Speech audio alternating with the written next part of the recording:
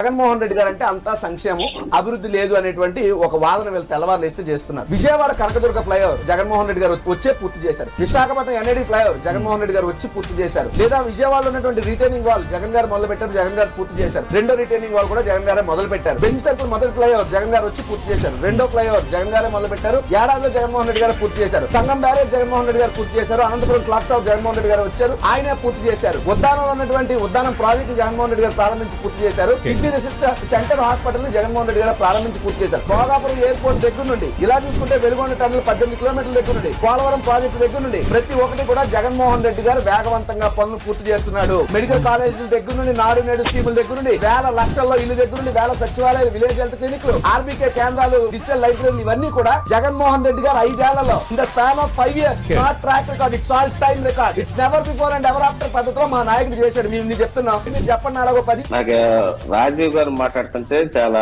ఇంకేం మాట్లాడాలో అర్థం కావట్లేదు.